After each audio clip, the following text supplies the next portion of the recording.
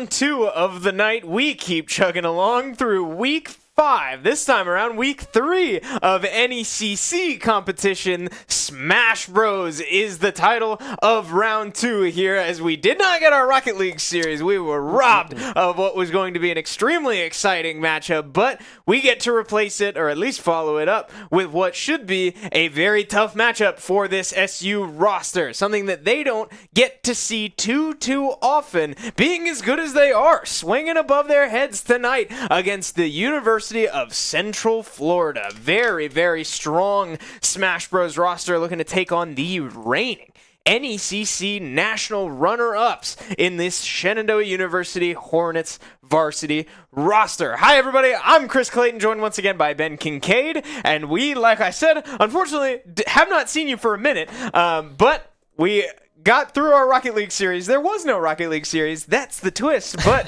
hopefully we will have some Smash Bros to watch here. Yeah, this is going to be a really close matchup here for NECC Week 3. UCF, a very, very good team coming through for SU's Week 3 matchup. SU, of course, looking very, very strong thus far for their roster this year. All of last year was looking really, really good, and they've continued that momentum from the start of this year, from pretty much everything. They have just been looking really, really good. All 5 players on this roster looking very, very strong.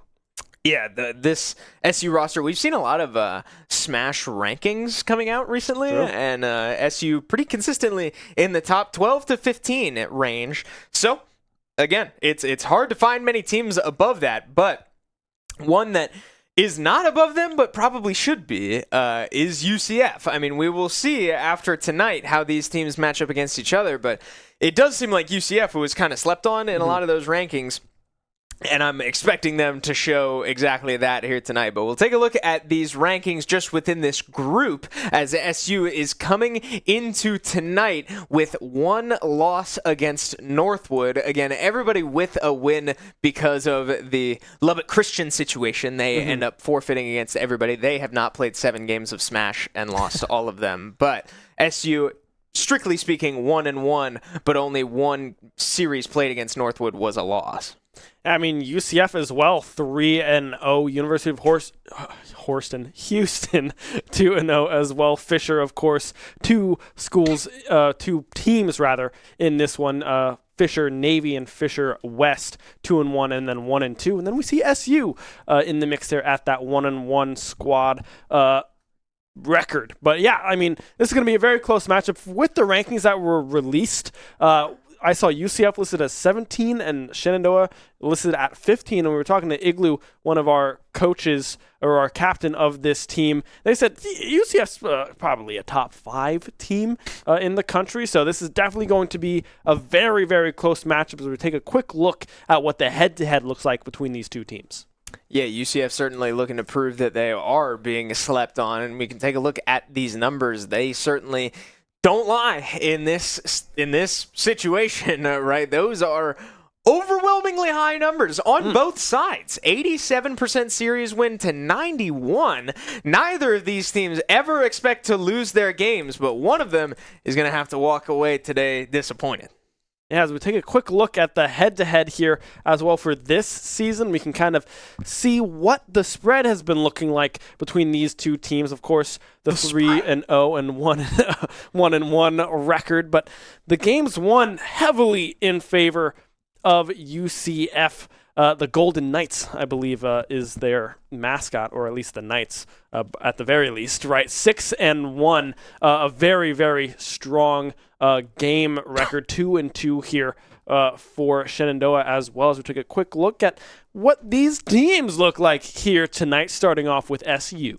Yeah, same 4. Again, nothing new here that we've been seeing this team tear it up so far this season. Again, a tough loss against Northwood, against a very strong Northwood team, to be fair. And they looked pretty good into Northwood, I have to say, swinging above their heads, like I mentioned earlier. But yeah, I mean, talking about those numbers that we just looked at, UCF really on pace to repeat a lot of the stats that they were able to put up last season. SU not starting exactly how they want, but again, with a forfeit, those numbers are a little bit skewed. So this team, very talented, again, coming off a second place finish in all of NECC just last year, and looking to repeat even a inkling of that amount of success would absolutely be a win for this squad. Yeah, so we didn't show the UCF roster here because, well, they have a lot of players on their roster here. So we're not sure what those starting four is going to be. But a quick rundown of who they have, right? They have S. Phantom, a Rob player, Marsh on Joker, Band as Lucario, Cheese Capo as Ridley, Sticky as Fox, but we do know a little bit more about the Sticky player as well. It lists as Fox, but I've been playing a lot of DDD, a lot of Ness as well from this player, and Dark Force on Ness specifically as well. So that's 1, 2, 3, 4, 5, 6 players that we think we could possibly see. And then they also have 2 more players on their roster as well, with Dark CJ8 as a Greninja and Phonica on Peach as well. So 8 players potentially coming through from this roster. Who knows? But UCF is loaded with character selection and then just good players all around as well. I mean, that is the dream for any crew battle roster, to have that amount of depth, that amount of diversity in your character selection. There's a lot to look forward to if you are a UCF fan with a roster like that. And unfortunately for SU, that's pretty intimidating because who do you ever expect to go in at any point? I mean, we, I believe, have only been able to see this UCF roster play once. And I know the team got to sort of scout out and see who played in that series specifically. But with all of these names on a roster, you have to prepare for every single one. Mm-hmm. And that's just an overwhelming task to prepare for. Yeah, and just looking at some of the characters they play as well, we know Rob is an amazing character in this game. Very hard to deal with the gyro setups that they can pull off and the massive aerial hitboxes that the character has as well. Joker is definitely one of those kind of hit me for a little bit, get Arsene, and then hit you really, really hard, right? And then the one that Igloo kind of touched on a little bit was this Band, this Lucario player, right? Is definitely one of those characters that isn't necessarily really good, but can mix up situations very, very well just based on not seeing this character a lot when you play in locals, regionals, and in crew battle scenarios as well. Not a character that we see often. Yeah, that's actually something I'm really looking forward to today because I don't think I can remember ever seeing SU play into a Lucario in a crew battle. So I don't really know how Lucario performs in a crew battle, because for those of you at home or for those of you watching anywhere in the world that might be less familiar with Smash, the way Lucario works is that he performs better the more he's losing. So the higher percentage he's at, strictly speaking, he gains more, he literally gains more aura. And it makes all of his moves stronger, or just more potent in whatever they do. So like his recovery becomes immensely larger and faster the higher percentage he's at. Now, the reason I bring this up is because in a crew battle, you can have percentage wiped off the board, right? If Lucario wins head-to-head and then is forced to SD a couple times, I believe the aura builds up faster if you're at a lower stock count than your opponent. That one I'm not 100% sure on, but ultimately, right, the aura is going to play a weird role in a crew battle that it wouldn't normally play in just your local, head-to-head, best of 3, 3 stocks on 3 stocks, whatever. So I'm just really curious to see how Lucario stands in a crew battle because it's nothing like a normal Smash set. And that gives me reason to believe that if you don't really want to wait to have Lucario come out later in a comeback potential, because you do wipe that aura off the board with the SDs, right? So if you're in like a 3 stock to 6 stock situation, you put Lucario in and they keep like losing a stock here and there, you don't really get that momentum kind of swinging in your favor. I mean, I guess for player-wise, you kind of do with being able to take, if you're getting down to one stock and you're 3 to 6, I mean, there is momentum in that sense, but character-wise, game-wise, it's not necessarily in your favor when we see characters like Kazuya or Terry with Go Meter and just the rage from being at 100%. it kind of has that same essence to it, but just the character and what they do as a whole is just a little bit more threatening than when you have a 0% Lucario on the screen, right? Yeah, and the saving grace, I think, for SU, not saving grace, I wouldn't say that Lucario is a character is like horrifying, but the big thing holding him back is that, yeah, sometimes Lucario does just blow up. He's not very heavy. So, like, yeah, into characters like Kazuya or even Yoshi, honestly. Like, a random Yoshi pack air might just delete a Lucario stock. So, that's another thing to keep an eye out for. But the rest of this UCF roster, I think, is pretty stock standard. You know, you said it. Rob, a great character. Joker, a great character. Fox, a great character. Like, these are very well-rounded, just useful characters no matter the situation, and I think that's extremely potent in a crew battle when you need to be holding onto these stocks and preparing for whatever character you might see next, because you might not know who's coming in next. Yeah, and that kind of puts the ball in SU's court of, like, do you do what you always do with a Kip start on the Pac-Man, or do you try to mix it up a little bit and try to call out one of these different characters with a potential matchup advantage? Like, if you bring this Yoshi into the Lucario, thinking that might start first, and just try to put that one away early and save Kip later on up against some of these harder matchups into the Joker or the Rob or something like that, because, I mean, the recovery on the Pac-Man is a great recovery with the trampoline, right? So you can do a lot of mix-ups with that. So I don't know necessarily what the angle here is for SU. I don't think they'll change a whole lot. I mean, they never usually do. We always speculate of, like, oh, what if we put this person in instead? And then Kip sits down and we're like, oh, okay, yep, just the same old thing coming through from SU, and it's been working. So I don't hate it. Yeah, I have to say, with a roster like that, I don't think you're gonna really like gimmick them, because they're gonna have ways out in the form of so many options, so many character choices to pick from. If you try to sort of catch them off guard, they have, the way that works is to sort of pin them into uncomfortable matchup after uncomfortable matchup because their solution is not there. But with a roster like this, they have so many solutions and they have so many characters that will be fine. Like, they don't really get hard countered. So I'm assuming that a lot of the strategy from SU coming into today is just gotta outperform them. Like, you gotta go out, you gotta go in there and hold your own. Our strategy has been formulated. You're not gonna cheese this team. You're gonna have to meet them head to head and come out on top. Yeah, it's got a 3 stocks, beat them. Like, that is the name of the game here for SU. So it'll be interesting to see if Sticky stays on Fox as well. Could switch off of that.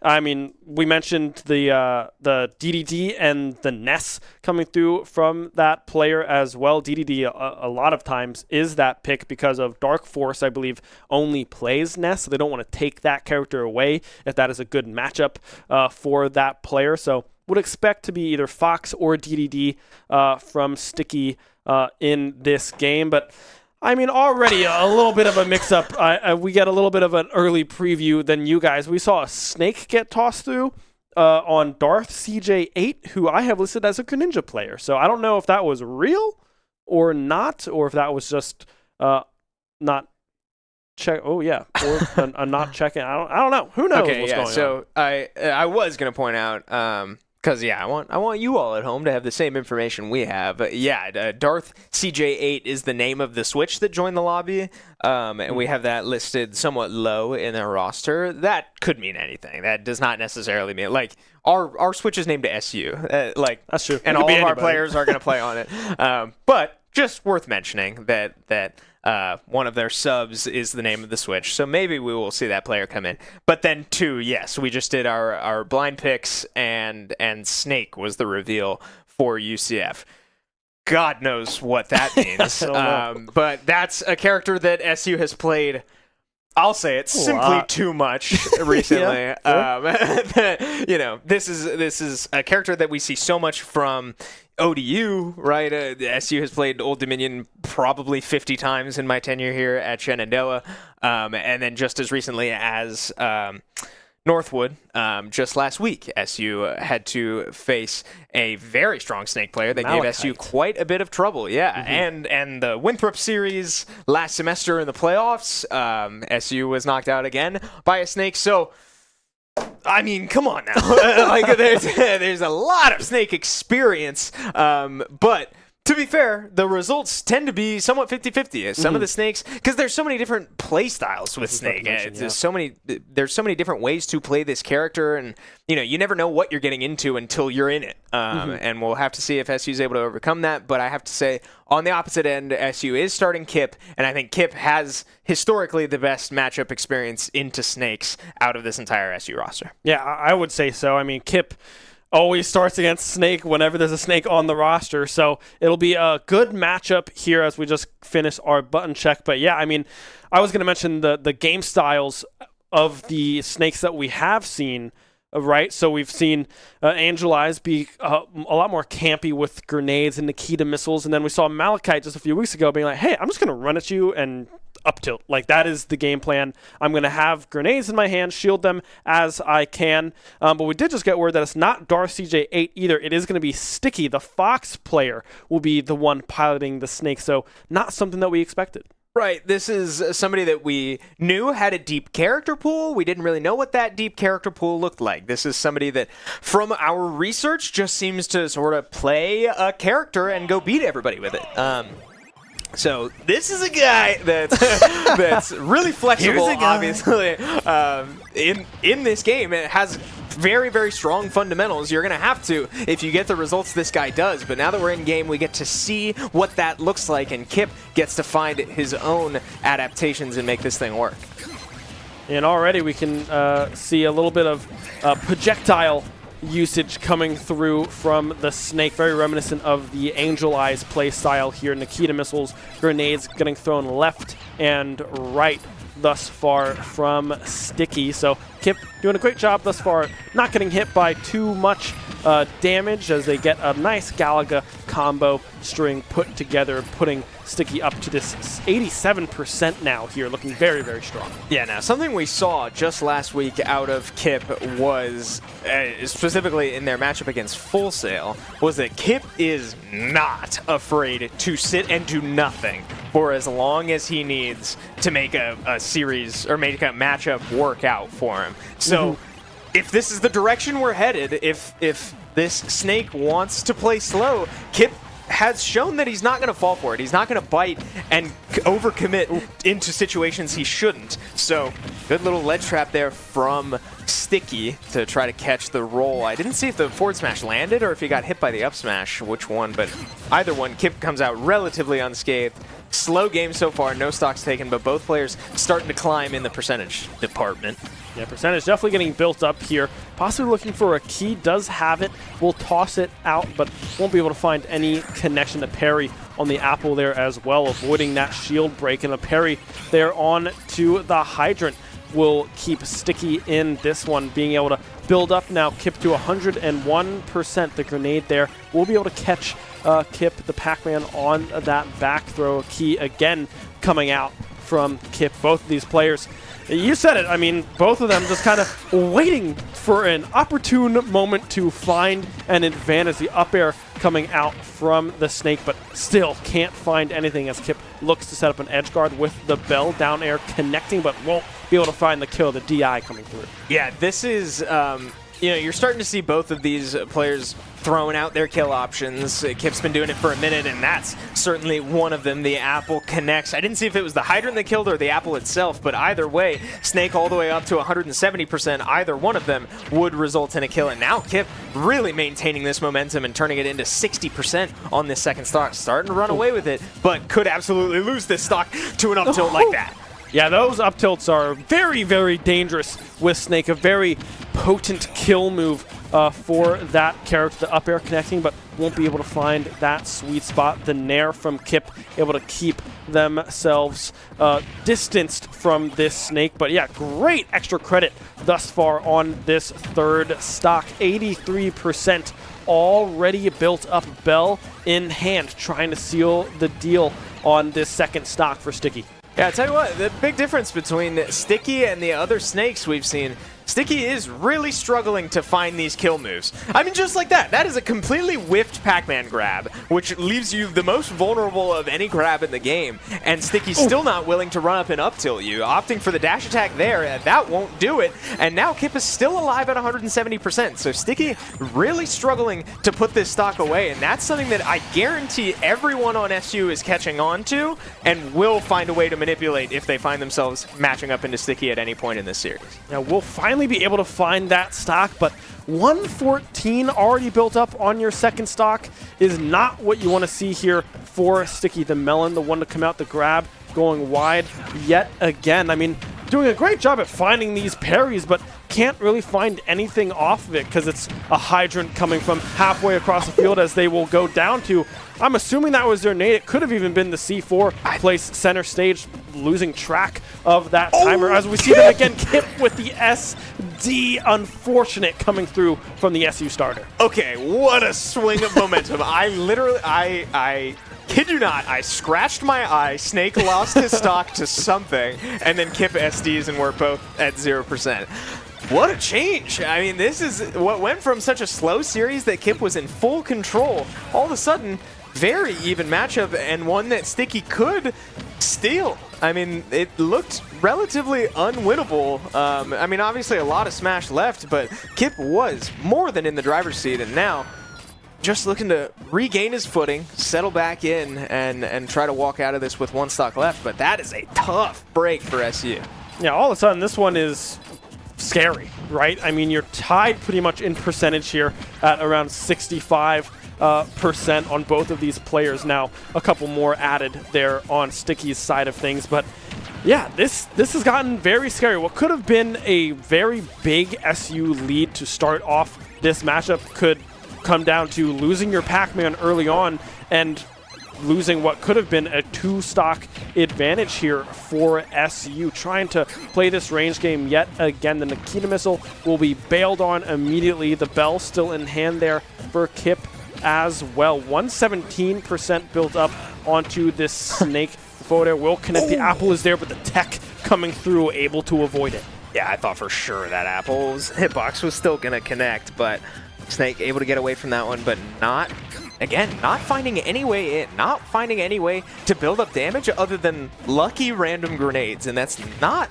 a healthy way to play Snake, especially in these crew battles where you need to be holding onto your stocks. You would think it makes sense to sit back and play slow and let your massive explosive hitboxes just sort of take care of business, but Kip has had the answers, and that means something's got to give for this Snake, now up to 160%. Just about any of Pac-Man's kill options are going to finish this stock. A key, an apple, the hydrant. Now Snake has to be ready for every single one of them. And Pac-Man, a weirdly hard to kill character, is not exactly feeling the pressure just yet at 95%. Yeah, but at this point, you got to be scared of a potential up tilt coming through from Sticky as well, as that will connect and find the kill. Kip able to survive with one stock remaining, able to claw themselves back mentally after that unfortunate SD. Yeah, so you got to think about how that last stock went for Pac-Man. At least the way I read it, he probably would have lost his second stock anyway, and I'm hoping that's how Kip is reading the situation and knowing that SD did not matter, at least on my read of that matchup. But good to know that Kip does look extremely comfortable into a matchup like that, is more than willing to play the slow game. As we've now been here, this series started 18 minutes ago. I don't know how long of that was Smash Bros, but SU not going to be the ones to back down from a slow game. Yeah, I mean, Kip now having a 10-9 stock advantage here up against UCF. Sticky out of the way, that potential Fox, the potential DDD, the Ness, and now the Snake in the back of things as well. The potential is there for Kip to continue this run, but I mean, as we look through some of these replays, we can see how close this set really was. Yeah, I need to see how both of these second stocks were lost, because again, I scratched my eye. Okay, he's standing on a C4. Bang. All right, so it was just his own C4 ran out of time. There was also a grenade there, but I think the grenade would not have killed him. And then, oh my lord, that one hurts. Yeah, just holding onto that ledge, I guess just doesn't recover or misses somehow. I'm not entirely sure what happened for that stock to be lost, but nonetheless, the stock is gone and Kip remains with 1. Now, if you're on the side of UCF, you still have plenty of characters to pick from, right? I mean, you have Rob still in the wings, so Lucario potentially could be an answer here to, I think they can do a pretty good job with the forward smash and the neutral B to get rid of the hydrant as necessary, so that might be the answer to try to get through this Pac-Man and see if Lucario can go on a little bit of a run here. I don't think it would be Joker. I feel like the hydrant is too much for a Joker to really try to deal with. Doesn't do a whole lot of damage with a lot of their smash attacks, so we'll have to see if that one does come through. I'd be quite surprised unless they're in Arsene mode, but even still, you don't want to really be using that on a hydrant. You want to be using that to try to secure your stocks. So yeah, UCF has something to do. Good news is it's not going to be Fox. That's my biggest takeaway from this. We have this whole roster, listed with their mains, and I put quotes because this is the one player that I would say doesn't seem to have a main, the Sticky that we just saw. But of these characters, there's a lot of really good characters. One of them is Fox, and Fox is assigned to Sticky, so now we know we won't see Fox. And in my eyes, that is good news for SU. But we know who we will see, and it's this Lucario. I'm admittedly very excited for this because, again, I sort of outlined it earlier. I just don't know how this character would perform in a crew battle. So there's a lot that I'm going into blind here.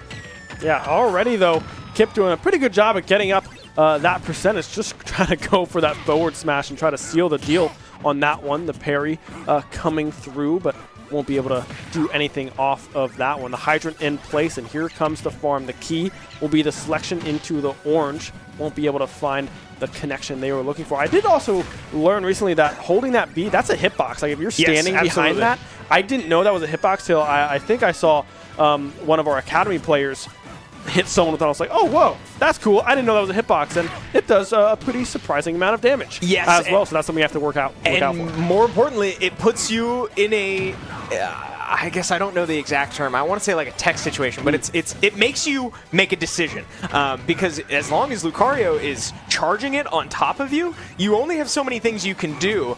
And you can try to shield, you can try to roll, but he's got options ready. So think of it like a snake grab where he knocks you out and puts you on the ground, and then you either neutral get up, roll, or get up attack, and Snake's going to guess one of those, and you just got to hope you don't choose the same one.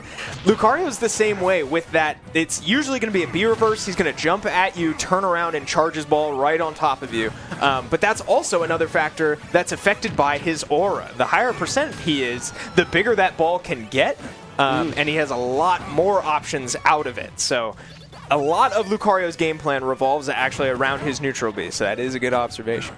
Yeah, already, though, Kip trying to get another stock here. 121%. We saw Lucario Band go for that ledge guard, that down air, able to reach through that platform and find a 2-frame, but can't quite find it. We'll go for the grab there. The hydrant will instead be launched off in a general direction. Oh my, yeah, the bell connects, but won't be able to find anything off of it other than a quick footstool off of the characters. That was the B channel there trying to seal that stock, but couldn't quite find it. Yeah, that one was weird because Kip just fell out of it. Kip didn't do anything to make that happen. It just hit him weird, and he's able to get out of it. So good break there, good beat for Kip, as now, again, the aura starting to climb, and look how large that neutral B gets. When Lucario has this very high percentage, moves like that also will kill you. So Lucario able to make the most of his high percentage, convert it into a stock, but Kip getting the job done and walking away with an extra one to maintain this advantage for SU. Yeah, Kip able to find one stock. It has been quite interesting to watch how Lucario works into... It's weird. Just frankly, just how Lucario works. Not really into any matchups. I don't really see this character a whole lot. So yeah, a lot of kind of gimmicky little things that you can do with his character. A lot of fun setups with that neutral B as well. So we'll have to see how well Band can continue with this Lucario as we send in our second player here for SU, assuming that one would be AJ on the Falco to come in and just shine that aura away and just go, oh, no, I don't really want to get hit by that, and send that right back to you. And then potentially setting this up for a Joker-Rob matchup as well later down the line. Yeah, clearly some deliberation going on between the team as well, which interests me because they clearly don't have an immediate answer to Lucario, and I don't blame them. I mean, again, it's not like you see this character every day, but I have to say, from this Lucario, there was nothing that, as a Shenandoah fan, would really overwhelm me. I mean, a lot of fundamentals, not as much aggression from the neutral B as I was expecting, but just more so fundamentals, taking that Lucario to a 1-in-1 trade. And I have to say I just completely lost my train of thought because I just saw who we put in. Oh! Yeah. I did too. Okay. Huh. That's crazy. So SU making a massive decision here to pull the anchor up and put Willie in now. Yeah, okay. So Willie coming in now, man, I don't really know what that looks like. Maybe we're saving the Falco for Rob, just because the laser shine interaction, just trying to get some of those very key movesets from Rob, just kind of nullify them a little bit. I don't know if Willie's character pool goes well into Rob either with the Kazuya and the Terry maybe.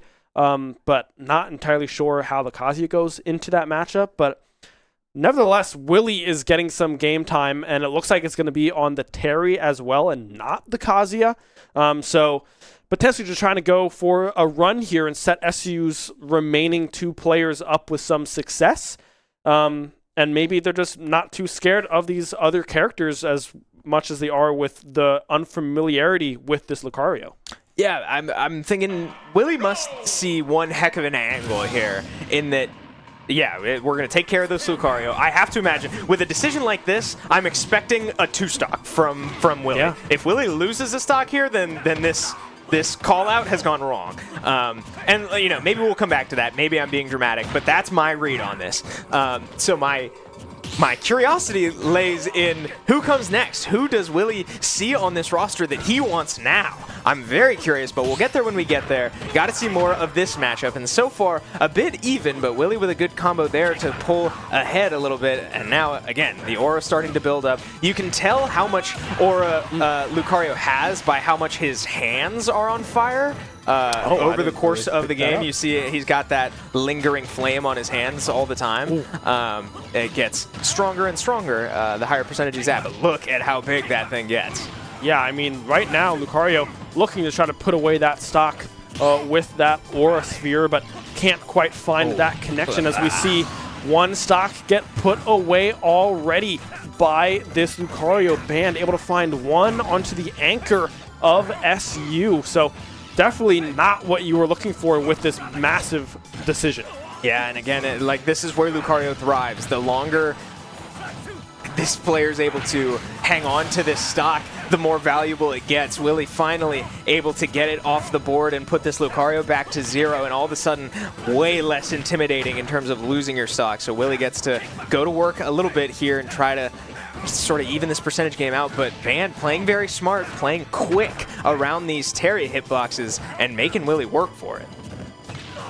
Yeah, now Willie up in the air. The up air will connect, but won't be able to find anything off of that. Is Band. The go meter is alive and active here for Willie on the Terry. We'll have to see if they can capitalize with that one and avoid losing this other stock, this second stock here, as the down tilt into, what was that called? Buster Wolf? Buster Wolf, I think goes just wide. The guys are getting thrown out there as well. Can't quite find anything onto the Lucario. Shield coming through to dodge that Aura Sphere yet again. Yeah, and he gets caught with another B reverse there on that neutral B. Another nice setup from this Lucario and starting to showcase what this character is capable of, as Willie has just struggled to convert a lot of these stocks from advantages into confirms. But still on the board, right? Trading 1 for 2 so far, and Willie with an opportunity to try and put this away, and he will find a spike, and that will absolutely do it. So Willie's still maintaining this advantage for SU, but I have to believe that that was not at all the result that Willie wanted when calling his own number here. Yeah, I mean, just looking at the kind of the player cam here, it looks like Willie's a little like, what the heck just happened? Like, I didn't necessarily expect that level of gameplay coming through from the Lucario after what they saw up into that Kip matchup. And maybe that was just a matchup scenario, right? You have to go into the Lucario. You're going to get hit by the Aura Sphere charge at some point in that match. And Band doing a great job at getting 2 stocks off of SU's anchor. There's still that 7-6 stock lead in favor of SU, but having 2 stocks off of Willie out of the way, I mean, UCF has to feel good about that one. Yeah, it's a huge deal. I would be lying if I said in crew battles that all 12 stocks were of equal value. It's simply not true. And getting 2 stocks off your anchor in a situation like this is definitely an advantage for UCF the longer this goes on. But still plenty of Smash to play, and Willie's still in the game. This is still absolutely a threat for UCF because we might just see Willie go into this next matchup, take 1, 2, even 3 stocks and still be in the game. Like, I cannot rule that out. Willie value is still on the table, but just not as thick as it would be if he had more stocks. Yeah, I mean, you're absolutely right with Willie still being in the game, right? This is still a big deal that, frankly, this looked like it could have gone horrifically wrong here for SU with this call out. I mean, you're up a very high percentage again on that 3rd stock into the Lucario. Could have gone any which way, frankly, right? Band unable to find that 3rd stock, but still able to put on quite a performance there for UCF to set them up in a very good position. But now for UCF, who do you put in again out of the 6 players that you still have remaining here? I mean, you still have a Rob, you still have a Joker. We talked about this Ridley a little bit as well, a very, very good player and a interesting character to go up against if you don't go up against them frequently, because, I mean, they have some fun range that you can play with, as it does look like we will be getting Cheese Capo on the Ridley here into the Terry. Yeah, so I was sort of thinking to myself there, like, again, Willie coming in now, to me, says that Willie saw some angle. So, in my head, that translates to SU had an idea of who was going to come in next. And looking at the roster, I'm thinking the only way this really makes sense is if maybe this is Ridley. And then bang, it's Ridley. So, big decision from SU. We'll see if it pays off. But so far, looking pretty good because we know that Willie eats good when he's matched up into heavies. Yeah, and thus far, already 87% built up on to this Ridley. Trying to go for a quick dash attack, but the grab will connect into that back air from Ridley. As now we see the chain start to get put together. The up air connecting. That could be dangerous, but the spot dodge in the air able to find themselves to safety. The power dunk will connect as well, getting Willie back onto the stage, but that side B connecting and will be able to throw them off into that blast zone. Cheese Capo on the Ridley, able to secure that final Willie stock. All right, ties up the stock count for UCF. That's good news for the Golden Knights as they are starting to claw back into this thing. But again, great work from the Lucario to do most of the work against Willie and put Willie into a 1-stock scenario against that Ridley. So Ridley was kind of moving there, yeah. I can't lie. Some good strings there, and then confirming it with the side B, dragging all the way across the stage will absolutely kill anybody at about 130%, although it did look pretty close. Willie might have been able to survive that, but a little hard to say. Yeah. So ultimately, it doesn't matter. He didn't, and now we have a tied stock count, but again, that's the anchor off the table for SU. Yeah, I mean, AJ and Igloo now the last 2 players remaining here. I mean, we do have Eyes, the sub, but I would not expect them to come in on the Roy or the Palutena here in this matchup against UCF. A very, very close matchup is this series. So I believe we did see AJ, the one to sit down in the seat. So it will be the Falco to come into this Ridley to try to set up Igloo, or possibly themselves to just take 6 stocks off the board here and secure a set first set win here for SU, but still 6-6 the stock count.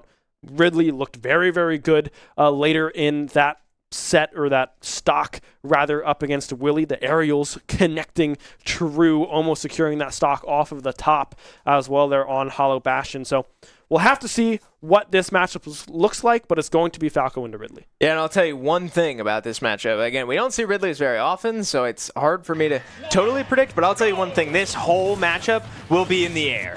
Both of these characters very much dependent on their aerial combat. So every time we see these characters approach each other, it's going to be a lot of falling aerials, or, you know, short hops, short hop nairs, short hop up airs, forward airs, like that. I mean, this literally, I'm telling you, this whole matchup, outside of lasers and, yeah, maybe a down tilt here and there from either of these players, will be in the air. Yeah, and then you think of the combo starters from a Falco, right? Up tilt, get you in the air. Grab, up throw, get you in the air yet again, as the flames come through here from really trying to find that 2-frame, but instead we'll be able to find the back air on to the Falco to secure that first stock. Only 55% built up on to Cheese's first stock. Yeah, AJ falls out of that one and turns it into quite the reversal. Almost steals a stock at a pretty low percentage there, but Ridley going for it all and doesn't get the high percentage. That move is Ridley's down B, where she sort of stabs her tail at you very quickly, and there's a very shiny spark on the end of it. If that connects on the spark, it does 50% damage. So keep an eye out for that. It's hard to land. It's a very small hitbox, but if this Ridley player is able to confirm or read into it, that's definitely something to keep an eye out. Back air will be able to connect there, and then an immediate falling back air coming through from the Ridley to secure that second stock off of AJ here, as they try to put some up air strings together, and we'll do the exact same thing. Up tilt, up air, up air, up tilt, up air is exactly the name of the game thus far from AJ, trying to find this second stock. Yeah, the moment the combo drops, one of these players... Oh, wow, and that works! Okay, excuse me, AJ able to find a down tilt into the down air, and it spikes all the way into the blast zone. I thought for sure Ridley would be able to recover from that spike, but a great job there from AJ to come away with a quick one and tie the stock count again in what was looking to be a pretty Ridley-favored matchup so far.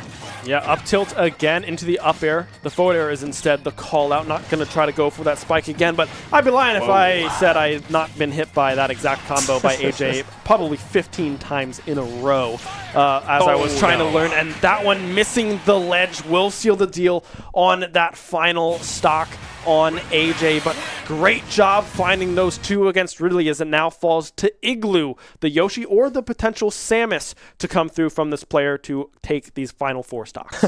Might be cool if we get a little Samus Ridley matchup to end this thing off, but yeah, AJ doing his job and keeping this thing close. A bad beat there at the end. I don't know if that was a misinput or if he maybe tried to hit the Ridley with his up B, but ultimately lands right in front of him. And that's just about the one thing you cannot do with a Falco or Fox up B.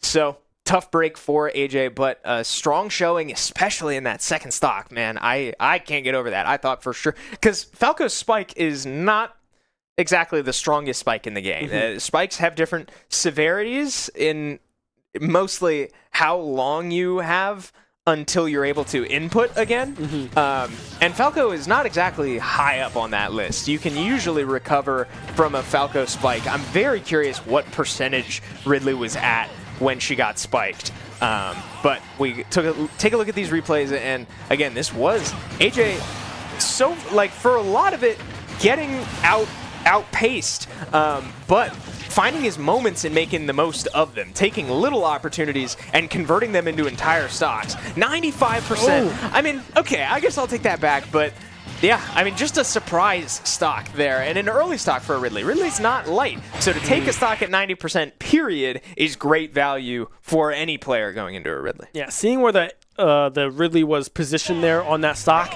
I think that might have been just a little bit too high of a recovery. I think they were looking for that ledge, but just barely unable to connect onto it as it falls to Igloo now. Yoshi, the one locked in to try to find this final stock on Ridley, and then going into potentially a Rob, Joker, maybe. Who knows at this point as Good the Lord. up air connection coming through from Igloo, building up 73% here onto the Ridley. Yeah, I mean, the big question on all of our minds right now should be, can Igloo get out of this with all 3 stocks? And so far, doing a great job, although most of that 88% was one combo. But Ridley is a huge character and pretty heavy. Not as heavy as some others, but still gets comboed relatively easily, especially with a character like Yoshi who's able to hang with you and string those up airs together pretty overwhelmingly. And now, yeah, you're starting to see Igloo throw out those back airs, forward airs, approaching with his forward air to try and get a spike and confirm it into an up air. We'll see.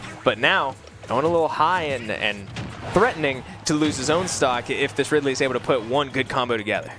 Ridley recovering here yet again. The egg will connect, going for that forward air again, but can't quite find it. Up smash will not be able to find the kill on to the Yoshi. Seeing the smoke coming through from Ridley, do we have a little bit of rage here? Yes. I think Ridley does. So we'll be hitting a little bit harder than that one. The down B going just wide. Up smash again, just trying to find What the is kill. happening? Is Cheese right now, but cannot quite find it. Oh, man! Okay, the back air able to connect. Won't be able to find the kill just yet, but able to stay alive is Avery. The Nair connecting. Still won't find it after the kill for the Nair again. Okay. Holy, unbelievably close. Final stock there for Igloo. Everybody take a breath. Oh, my God. All right. All right. Okay. So, Igloo making him work for it. Both of them making each other work for it. A couple very threatening situations there. Very threatening looks from both players as Ridley just started throwing out up smashes, and Igloo got way too comfortable around those. But I mean, that's the confidence, that's the cool-headed Igloo that we know. I mean, I can't sit back here and doubt him, but oh my God! All right, well, job finished. Igloo able to get away and maintain all of his stocks. So we get a nice even head-to-head 3-3 matchup. Just slight advantage for UCF as they get to choose their character into this Yoshi. I mean, I'm come on surprised that now. didn't kill. And then I thought this Nair might have run out, and that might have been a down air coming through from the Ridley on a spike. I was like, oh my goodness, that was a little too close. But yeah, incredible stuff coming through from Igloo. Yeah, so Igloo threw the egg at the ledge. It works. Igloo tries to catch the Ridley not ready for it with a spike hitbox. Ridley able to jump it, and then Ridley started charging her up B and was going to go back to the ledge, and the up B would have hit Yoshi and probably killed him. Because Ridley up B is extremely similar to like a Falco up B or a Fox up B. Like they sit there and charge, they pick a direction, any direction, and then they just launch themselves in that direction. So I have to think that would have killed him. I don't know what angle it would have went at. Like if Igloo is here and Ridley is here and trying to up B through it, if just it to the probably right. sends this way, Yeah. which means Igloo might have lived actually. So I don't know, hard to say, but extremely scary no matter what. I mean, Igloo could have lost that stock 3 or 4 times in there, but doesn't, and that again, that's all that matters. I mentioned it earlier. Coulda, shoulda, woulda, doesn't matter. We're tied at 3 stocks and going into our last players on both sides. So now looking at the final potential player coming through, right, for tonight's UCF roster. I mean, we have a Rob sitting here, S Phantom, and then Marsh on this Joker is still in the area. We would assume that player was checked in, but yeah, it's going to, hey, you know what? Never mind, man. What am I talking about? It's going to be Fanica on Peach is going to come in. So we will not be seeing Joker or Rob in this first set. So, yeah, I don't know. I don't know what's happening. All right. So, yeah, Peach is the decision. Peach is a weird character. Peach is very unique. Peach is one of the best characters in the game if in the right hands. True. And that's one of the biggest ifs in all of Super Smash Brothers. It's so genuinely difficult to do what Peach needs to do to succeed. If you want to break your hands, you Exactly. can. Like, that's all you do. Yeah, you're going to end up with tendinitis in your hands, in both of your hands. Because like all the best Peach players in the world have massive hand issues because of the genuine like physical tax that this character has on your body. But the reason for that, in case some of you are not familiar with Peach and are wondering why we're making such a big deal out of this, Peach completely revolves around her down B, which she bends over and she plucks a turnip out of the ground, and then she can do anything with it.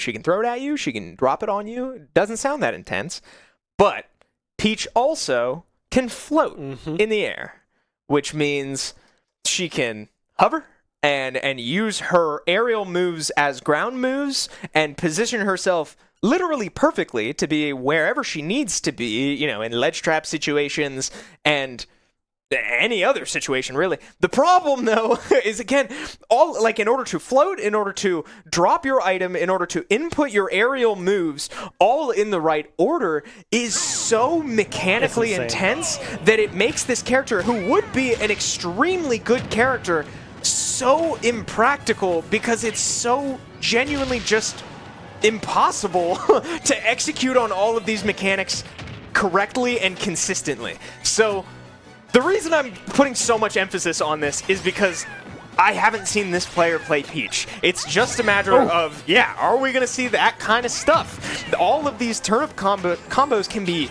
infinite, seemingly infinite, if in the right hands. Is this the right hands to get it done for UCF? That's what we're waiting to see. Are your hands broken enough, Fonica? We are about to find out already. A very, very close scenario coming through from these two players, already both at 100%.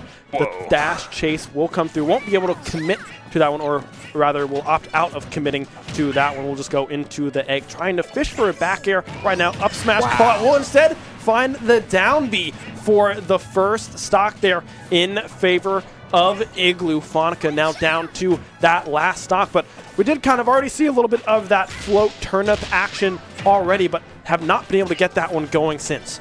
Yeah, the down B is something that I've really liked seeing be added to Igloo's kit. It's a move that we don't see very often because it's so committal and pretty punishing, but I've been very impressed with Igloo's increased usage of his down B because it's a heck of a call out, but I have not seen Igloo punished for it too often, as we do get in a ledge situation there and Igloo loses his second stock. We are tied once again, but Igloo looking pretty comfortable into this matchup and against the character that, again, we don't see too often, but is certainly one you always have to be ready for, because I can't stress it enough. This would genuinely be one of the best characters in the game if it wasn't so hard to execute.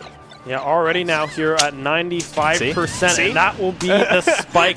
Once you're kind of in that downfall, it's really hard to find a recovery. I think it actually just takes your recovery altogether. So unable to find their way back to the stage, as that down tilt will be able to connect, get some extra credit here on Igloo's second stock, recovering quickly with that down B as well. So yeah, Fonica now needs to find 2 stocks with 1 remaining, already built up to 47%. Yeah, just look how fast these aerials come out. Peach is a crazy character.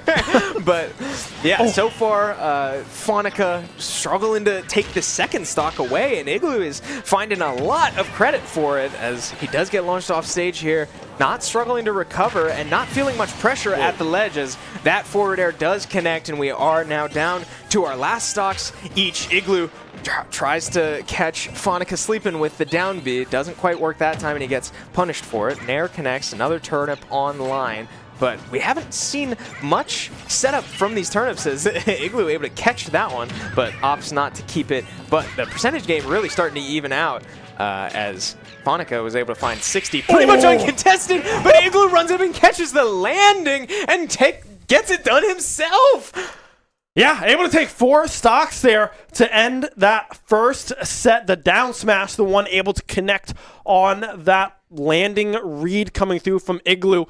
Hey, now we have 3 people that can pretty much anchor and be just fine. We have Wooly, we have Kip, we have Igloo. We've not really seen AJ in an anchor position thus far this year, or the previous year as well, but I can only assume that AJ can probably anchor as well. So yeah, great stuff coming through from SU. A call out as well coming through with Willie going in second after Kip. Not sure what the read was from Igloo to put Willie in that early, but in the end, it all works out, and SU is up 1-0. Yeah, can't complain about the results. We did get word that it was a coaching decision to put Willie in. It was not. I said Willie called his own number a couple times. Apparently, that was not the read. But again, like, it's a team out there. You know that one person is not making all the decisions. They clearly would have agreed to that to make that happen. So yeah, I'm dying to know what they saw. And again, like, he did deal with the Lucario okay. Lucario was moving very smoothly, though, just around all of Willie's hitboxes. I'd be curious if he maybe switches characters. But my takeaway from that Lucario was that Pac-Man was way too much of a problem for that Lucario.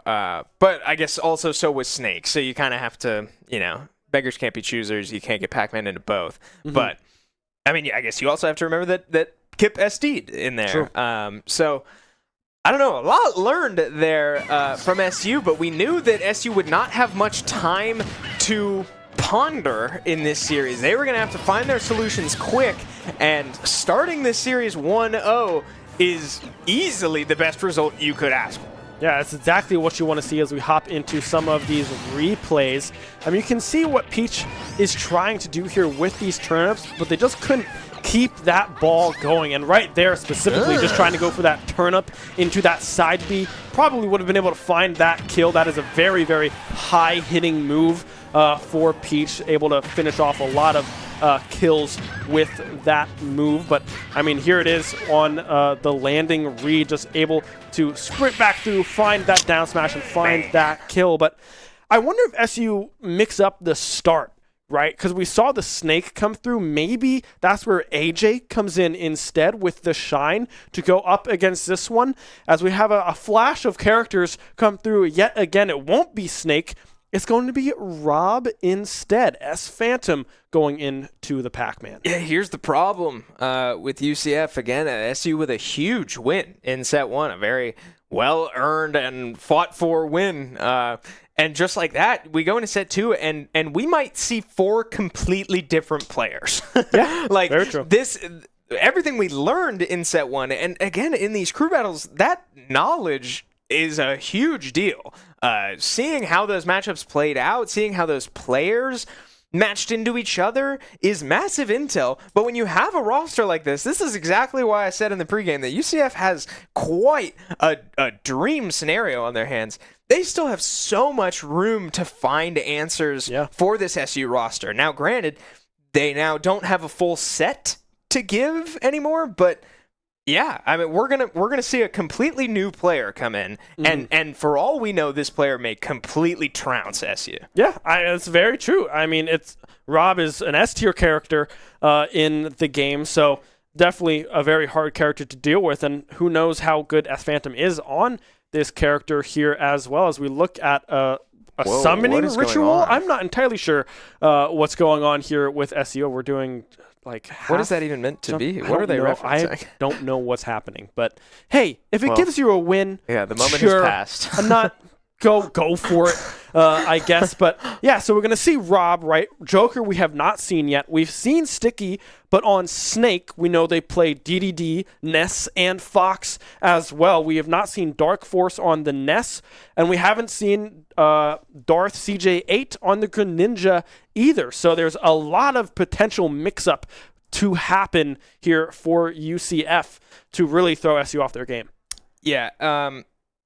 The good news for SU is that we've seen some elite individual efforts in Smash in these crew battles. I mean, I'm immediately thinking of MPG on Delaware taking literally 11 stocks off of SU twice. And I mean, like, SU has ran into those types of walls before. From this UCF roster, I did not see any of that type of presence from any of those 4 players we saw. Now, again, that's not to say that it's not in reserves, but strictly player-wise, I didn't see any player that's just going to go run through the entire SU roster, which again boils back to my point at the very start. SU's strategy today is going to mostly revolve around, hey, go in there and do your job. You're not going to be able to gimmick this team, but if you're not going to go in there and take 2 stocks, 3 stocks, we are not going to win this game. And that applies to all 4 players. Everybody's going to have to know their job and do their job no matter who they get matched up into. And so far, Kip has absolutely understood and lived up to that expectation. Yeah, 2 bells connecting thus far, able to mash out of that. Yeah, that was fast. Look at that again! Really fast. The up air will connect, but won't be able to find that kill there for S Phantom, as the Galaga will connect, getting through the gyro there as well. Good parry, slide, dash, a roll, if you will, to the other side of that hydrant to buy some space here, as now the gyro set up a very good combo tool for Rob. Picked up and thrown right back in their face by Kip. Yeah, okay, so Kip, again, doing a good job of setting up this stock for future success, hanging on to his own stock, 120%, and now with a Galaga in hand, switches to a bell, can't quite get it, but the projectile... Oh! Man, nice little... That's awareness right there. To know that Rob cannot drift... Oh, wow. Can't drift that enough back in the direction that he started. Kip knew he was completely safe to fully charge that forward smash. That's massive intel. That's great just game knowledge that Kip is clearly comfortable with the Rob matchup, and you have to think maybe some of that is from one of our students here who has played a healthy amount of Rob. Eliminathan, you may know his name from Rocket League, but Kip is clearly familiar with this character and is right now making light work of this matchup. Yeah, 163% here built up on the second stock. Bang. And that will seal that second stock. Kip able to find the aerial to find that stock. And now, Kip with a little bit of an advantage here, seeing if you can get some extra credit, survive with 2 stocks here. Galaga in hand will connect. We're going to put together a healthy string. Up tilt, up air, won't be able to connect the third up air in that string. A forward smash. We'll be able to find it. The forward air, we'll be able to find that one as well, as Kip now looks for a recovery.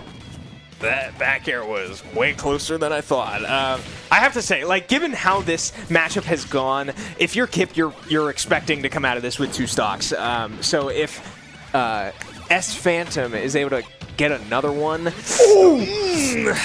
that's huge news for this Rob. Again, given how this specific matchup has gone, Kip's been in the driver's seat the whole time, and if you're able to walk away with a second stock, that's a huge deal now for UCF, as Kip now, worst case scenario, comes out with only 1 stock like last time.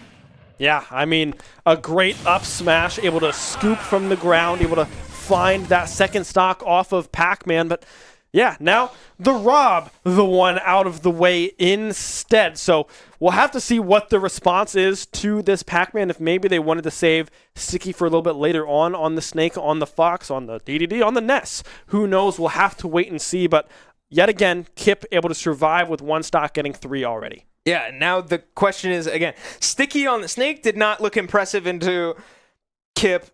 The Lucario did not look impressive into Kip, although, again, like, they collectively were able to get it done without too much damage. But after what we saw from those 2 players, I don't know that you can consciously make the decision of, yeah, I want to put that player in right now against Kip, knowing that you might lose 1 or even 2 stocks for that type of decision. But you also have to keep in mind that Sticky apparently has a massive arsenal. Like, we might see Sticky come in now on a completely different character. Who knows with this roster? But so far, again, the game plan for SU is taking the stock that's in front of you, and Kip looking extremely comfortable and doing exactly that, taking these 3 stocks in exactly the way that he needed to, and comes out with 1 stock to work with and an opportunity to, again, further the lead for SU. Yeah, good stuff coming through from Kip. They're unfortunate to lose that second stock with how well that stock was going. But, I mean, up smash, being able to scoop and do that much damage is wild from Rob, but nevertheless able to find the kill off the top there. So yeah, I mean, what is the response from UCF into Kip right now? I mean, we saw Band come in second, right, on the Lucario. Kind of looked a little confused in the Pac-Man matchup, was able to find that stock, but did lose one of their own in that matchup as well. So maybe Lucario gets saved a little bit later on, performed very, very well into Willie on the Terry, able to only lose one stock and get 3 for themselves, if I'm not mistaken, if I'm remembering that correctly. But no. Lost 2 stocks, got 2, Ridley came in to secure that last stock on Willie there, but still, nevertheless, able to get 2 stocks off of Willie with only 2 remaining is pretty darn good. As here's the mix-up. It will be Sticky coming through, but it will be on the Fox. Okay, so I was just about to dive into this. My read on the first time we saw these 2 players play was that, yes, Pac-Man was in control, was in the driver's seat, but that was... For lack of a better term, it looked like Sticky was uncomfortable into Pac-Man. It's one thing to lose your character matchup. It's another thing to be uncomfortable into that character, to not know what the answer is. And that's something that I think, the reason I bring this up, translates into characters. The Snake looked uncomfortable into Pac-Man, and that makes me think that the player of Sticky is not going to be able to find a way to deal with it no matter which character he's playing. So that's kind of my read on this, and so I'm curious to see if Sticky will be able to sort of avenge himself for the first time this matchup was played out. So far, he has sort of figured out the answer, and it's a lot of speed. It's overwhelming Pac-Man and not letting him get comfortable behind his hydrant and set up his own situations with fruits and hitboxes that Fox can't get away with. Just like that. A great jump to get away from the grab, get away from the entire setup. This time around, Kip is able to convert and get his Galaga, might be able to get more off of it, but Fox, again, playing well around it. So Sticky absolutely making up for the first time so far. I peeped the music, by the way, some Persona action coming through. We'll be able to tech off of that back air as well. Could have been a dangerous situation for Sticky, but nonetheless able to survive the Z-drop on the Bell as well. Both players at a very dangerously high percentage, pretty much both at 100% here. The Shine coming through on the Hydrant as well. Bell in hand, Z-drop won't be able to find that connection. The grab coming through, this might be able to kill, but won't be able to find that connection either right now, as both players dangerously high percent.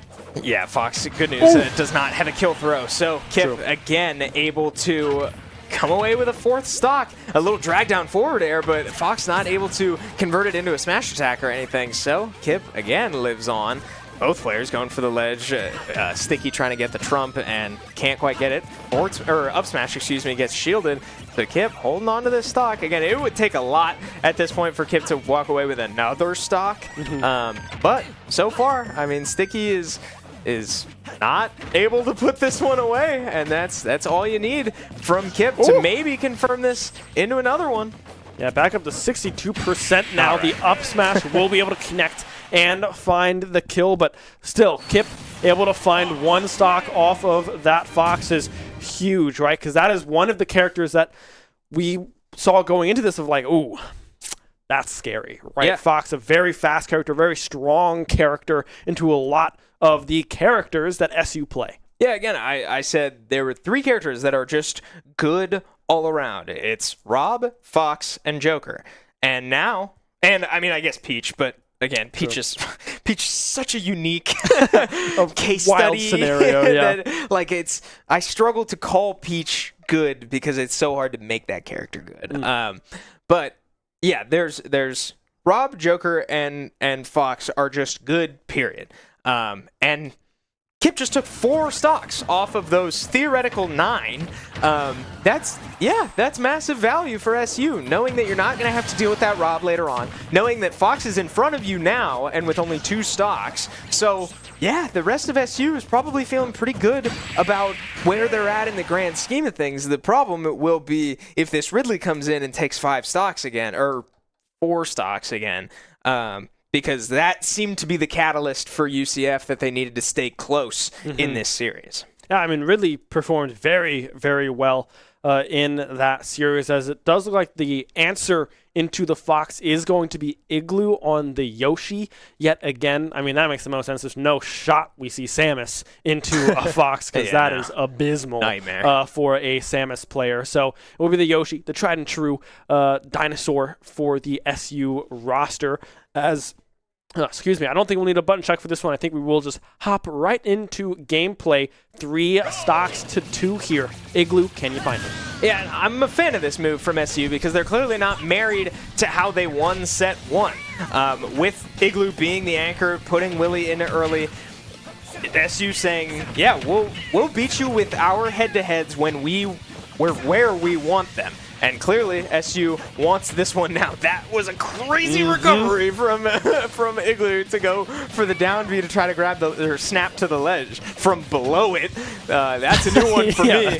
But Igloo clearly, obviously, knows his character better than I do. So I trust the dinosaur. Yeah, you do go up by a hair, right? Like with the down B slightly, but I would be terrified to try to do that in never see me go for that set, as the up smash coming through yet again from Sticky will be able to find their second stock of this second set here for UCF. 58% built up. We'll be able to find the parry into the speed jab as well. Yeah, great song yet again coming through from the SU squad.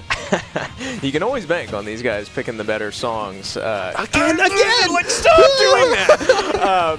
Okay, so something I'm noticing from SU is that they're really struggling to deal with this Fox's shield. It ended up being how Kip lost his last stock. He went for a forward air right into Fox's shield. Igloo losing his first stock from forward airing into a Fox shield. And I get it, because it is hard to call out. Oh, no, yeah. It's hard to call out a Fox shield with a Yoshi grab and a Pac-Man grab. Both of those grabs are very punishing if you miss. So I think Sticky is starting to catch on that, yeah, his shield is a pretty safe place to be, but that time, nice little drag down back air into the forward smash, and Igloo able to get it done and get back to this one stock league that we started with here.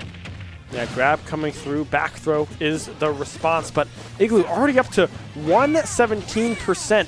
You are a little scared of losing this stock, right? You want to try to hold on to this one if you can. Up smash coming through, won't be able to connect. The potential ledge guard will recover on top, trying to find that nair, but can't quite find it, as we're down to 1 stock each for these 2 players and a very close percentage. Yeah, again, just landing on Fox's shield. It's one of the easiest ways to give Fox a super easy and safe up smash and kill you.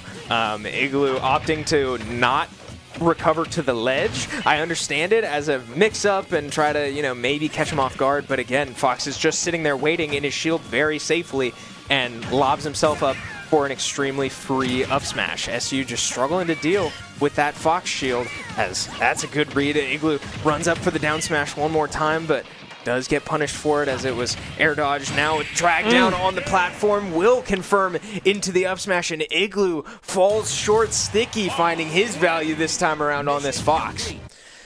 Yeah, now you got to think, with 2 players left here for SU, AJ and Willie. With Willie not going in there, I feel like you have to put AJ in and save Willie for this anchor position. As we look at our beautiful roaming cam here, it does look like AJ is the one to take the driver's seat here as the 3rd player coming in for SU. A little Star Fox action here. Falco against Fox. I always get tricked by AJ when he goes onto the sticks, because he goes to hover Pyramithra every single time, and I'm like, no way. I've never seen you play this character in my life. And then they go right back to Fox. I don't know. Maybe it's just kind of, how you baseball players would eat chicken wings before every single game. That's what you did. You got a 20 pack of wings from KFC and slammed them before every game. Maybe that's just a little ritual thing there for AJ. There you go. But yeah, still, nonetheless, 7 stocks to 6 in favor of UCF, with Sticky piloting the Fox, looking very, very strong. Yeah, so now I have to think, again, the big value of UCF that we were talking about was that you never really know who's going to come in next, because it could be any of them. Well, now, with this current state of this set in this crew battle, some of the things that looked the shiniest for UCF in set 1 were Ridley and Lucario. And both of those are still on the table. So now, if I'm SU, I'm thinking that's what's awaiting behind this Fox stock. And that helps because then you can do a little bit of planning with the order of your next 2 players. And I think you're right, and it looks like that is what SU's going to do, is putting in AJ now, knowing that one of these players is going to have to come away with more than 3 stocks to make this thing work. So keeping Willie's momentum capabilities and anchor capabilities in place, I think is going to have to be the strategy that SU falls back on.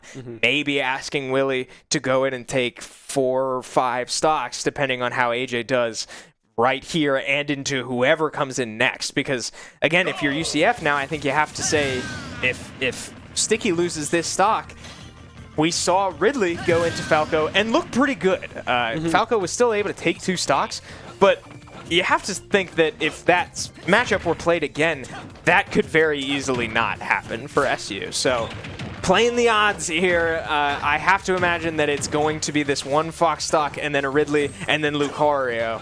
But we will see when we get there. So far, Sticky has remained untouched and is putting all the pressure in the world on AJ right now. Yeah, a lot of pressure indeed. Just going for that spike yet again, up tilt, going wide as well. The shield coming through there from Sticky.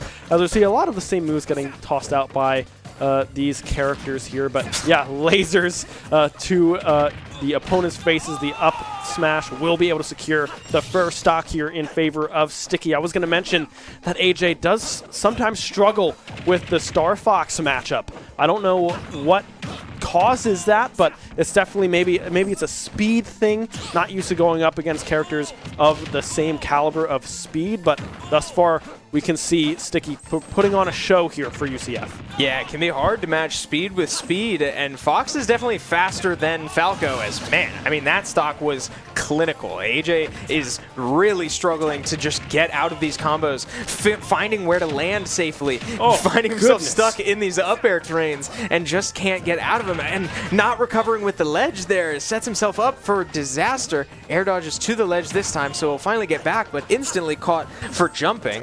I mean, yeah, AJ is suffocating right now in this Fox playstyle, and Fox is absolutely on the verge of a very clean 3-stock to put this thing almost out of reach for SU. Yeah, 39% built up on this final stock here for Sticky. 2 stocks and 98% built up on AJ's final stock here on Falco. So we'll have to see if they can find this stock and try to survive with something. The forward I don't think he has his jump to connect. I do not believe so either. Has the recovery. Will be able to get back grab going just wide, just trying to find any ounce of connection here is AJ. Okay, AJ finally starting to establish a system here and keeping Fox off stage. Gets the grab there. Can't sit in your shield against Falco like you have against the last 2 characters. But, I mean, is it too little too late? It looks like it will be. The falling Nair means that AJ gets 3 stocks and disaster strikes in set 2 for SU. Yeah, it does go for that up smash, trying to just end it against Sticky, but does go wide, and that opens the door for that up smash chase coming through from Sticky. And now, Willie, you play Shoto characters, you play Kazuya and Terry, right? You're up against a very, very fast character in Fox that has some range to work with as well. Not sure who you necessarily go here, right? I mean, we know that Willie is very comfortable on both of these characters. When we see them in comeback scenarios, we often see the Terry as the character selection from Willie, trying to cover some more matchups with a little bit more range, the kickflip as well, with just some larger hitboxes with that character. But also we've seen him go into this Kazuya matchup and just try to find a couple of chains, frankly, to get the opposition up to 100% and in kill territory. Yeah, my biggest question is I really don't know how Kazuya does into Lucario. That's a weird matchup for me because I didn't exactly see anything that blew my mind in the Terry Lucario matchup. But I have to think that Kazuya would eat pretty good into a Ridley, and then you just play your game into Peach. I'm not sure, but it does look like Willie will be opting for the Kazuya, and I think I like that. Again, like 3 of the stocks that you're going to be playing into are going to be, I would think, pretty heavily Kazuya favored over Terry, and if there's any question over the others, I think you go with what you know, and I think Kazuya is a great decision here for Willie. We'll see if it pays off, but I mean, keep looking back at these replays. Yeah, I mean, just a disastrous run for SU there, and a very, very large deficit now for Willie to claw out of. Yeah, 7-3 now, the stock count in favor of UCF. First thing on the board, get rid of this stock without losing any of your own. You have to go into this Lucario, Ridley, and or this Peach as well on the board here with 3 stocks remaining. So the grab being the first one there, will be able to connect 2 electrics back to back. Oh my god, gonna die. He's dead. That's one. 6-3 now, the stock count. Willie taking that one in 19 seconds, I guess, off of that one. Yeah, wow. Hell of a way to start. I mean, if you're going to go 7 stocks in a row, why not make it 6? I mean, like, just like that. 0 percentage taken. Fox, I'll have you know, I don't think could have done anything about that. I don't think so. There, maybe DI a little bit. Maybe I think... And I very much could be wrong about this, but I'm pretty sure that was on Willie to screw up. And I actually think what it boiled down to was the tech situation at the end. Willie got the crumple, and I mean, you just lose. She wrote. Yeah. So, but that's exactly what I'm talking about with Terry. With Kazuya, excuse me, and why I think Kazuya was the right pick over Terry. You're not going to get a stock that clean from Terry, period. There's a lot of combos like that Terry has, but no matter what, he's got to string 2 or 3 of them together. You got to have 2 or 3 interactions to make those types of stocks happen. If you're going to go on a 7-stock run, these are the moments you need to completely evaporate stocks and make this run way more manageable. Yeah, and Kazuya does feel like one of those characters that you can kind of do a lot of the same thing over and over again, and it's up to either you to mess it up or the other player to find one frame in there that they're mashing some option to try to get out of it, as now we see the Lucario matchup. A little bit of a different approach here. Some lasers coming out to start off here for Willie, but nevertheless, an electric trying to start things off, and will be doing a pretty good job thus far. Already 53% built up onto the Lucario stock. I like the stage pick here from UCF too, to bring some platforms into the game. If that Fox had a platform, we might still be in that matchup.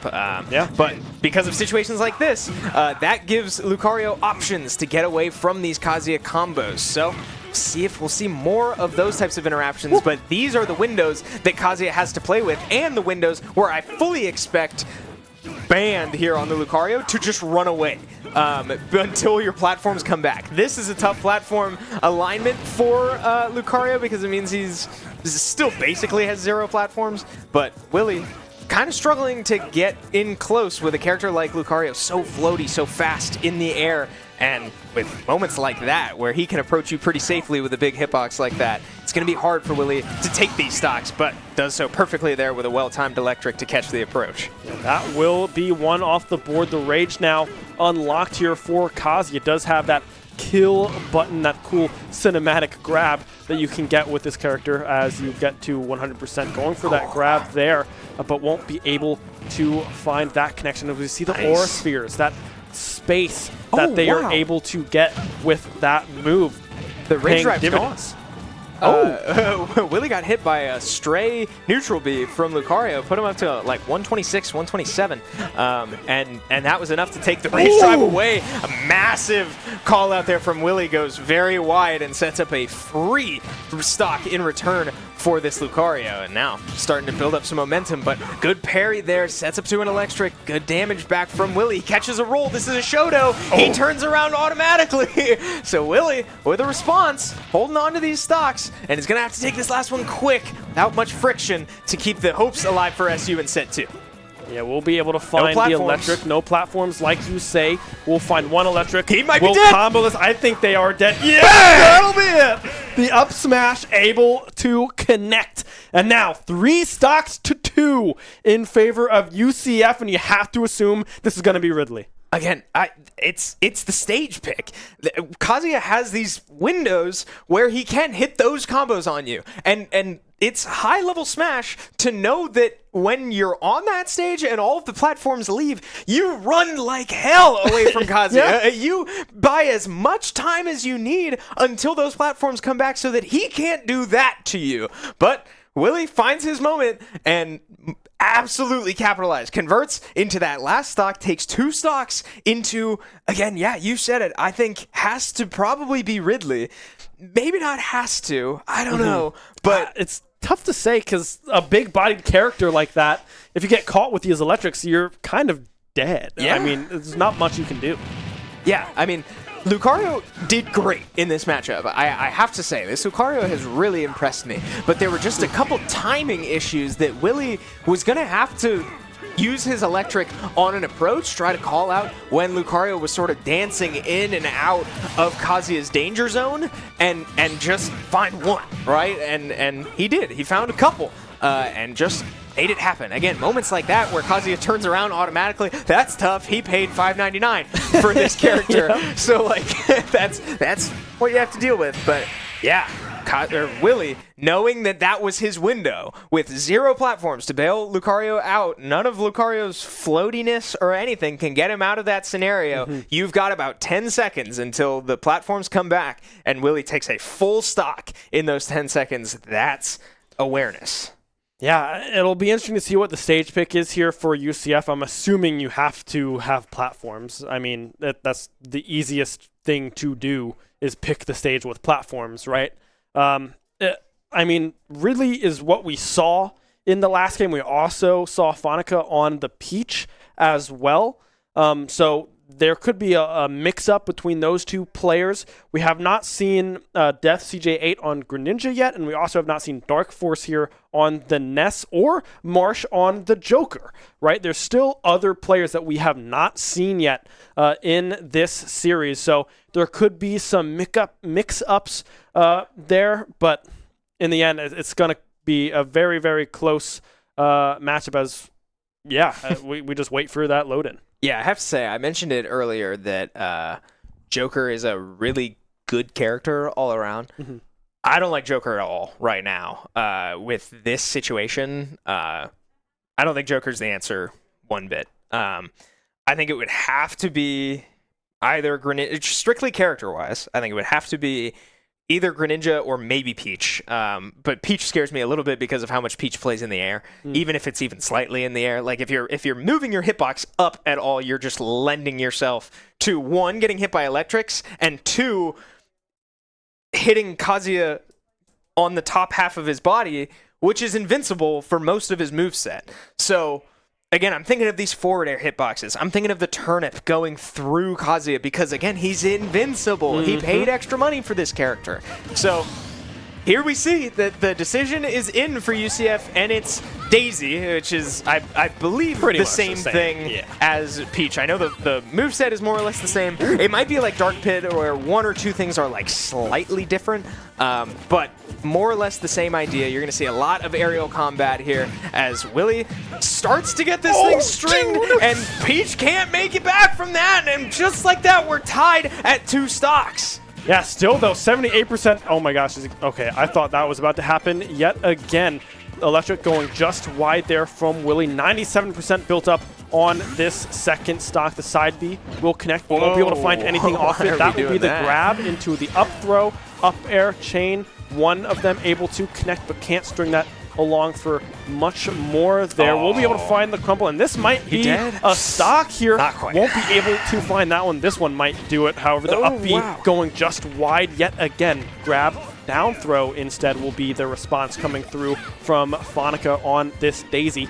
Still struggling to find this second stock. I have to credit Willie so far that even though the percentage is so Peach favorite, both of these players are at kill percent, and that's all that matters. Because just like this, right before that stock was taken, this was an even game. Even though 100% was built on Kazuya that was not on this Daisy, it was an even game, and now it is literally an even game. 1 stock to 1 stock, both players at effectively 0%. Willie misses his electric input on that combo, so it does drop nice little parry there from Daisy, just opting to get out, not try to do anything crazy, as, yeah, another turnip starts to come in. The turnip did hit mid-electric, so that's good to know that he can't fully be invincible through it, but yeah, now both of these players on their last opportunity. UCF on their last opportunity potentially in this whole series. If this goes wrong for Fanica here, that's it. And a big electric lands. He opts to charge the up smash and it doesn't connect. This one might do it. The up B connects and it does.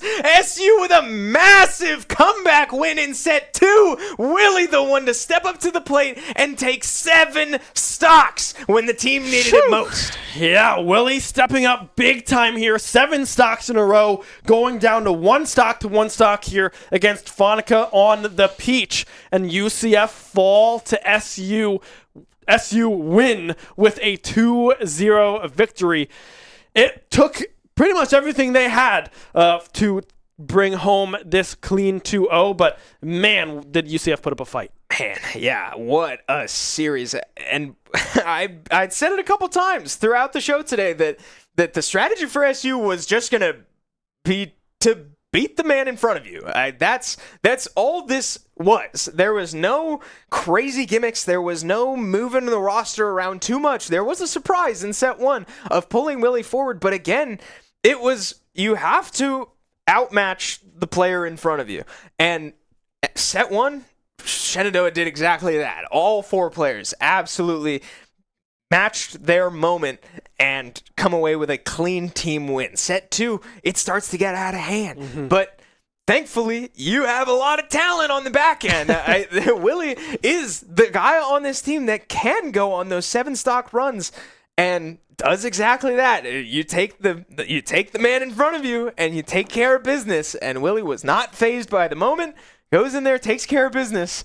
And just like that, you see SU walking away with a 2-0 victory over an incredibly strong UCF roster. Yeah, and I liked what UCF was doing, right? They have so many options to put in, and they were mixing it up, right? They started with the Rob in set 2 as opposed to Sticky on the Snake in set number 1. Sticky comes in on another character, possibly the character that they're more well known for, that Fox pick to come through as we cycle through some of these replays here on Willie's last game. I mean, we saw Band again on the Lucario playing pretty darn well, and then Fanica to wrap things up here on the Peach. We did not see Cheese in this second set, which frankly makes sense with Kazuya being the character in here for Willie, but it got close towards the end here. I mean, some of these recoveries that Willie had to go for to get back to the les, back to the stage, could have been punished, but were just able to mix it up enough to get back into the swing of things and secure an SU 2-0. Yeah, and I obviously we have hindsight here, but I'm so glad that Willie went Kazuya on that last stretch. Yeah. We were talking about it. I didn't know in the moment if it was the right move, but it was the conclusion that I came to, and it was based around the Ridley, who we didn't see. Yeah. So I have to say, again, I know we have retrospect, but I'm so glad that Kazuya was the pick, and obviously it worked out. I mean, there's nothing else to say about that. 9 stocks taken, 7 of those in the second set alone, and only losing 4 stocks along the way. Can that be right? I think he lost 5. So. I think it was 5, yeah. Yeah, but still, incredible stuff from our player of the series and our player that we have back here in the booth one more time. Willie, you're starting to get awfully comfortable back here. It's starting to be a little bit of a repeat, I understand, but I'm always happy to be back here. Yeah, it's usually under good circumstances that you find yourself back here.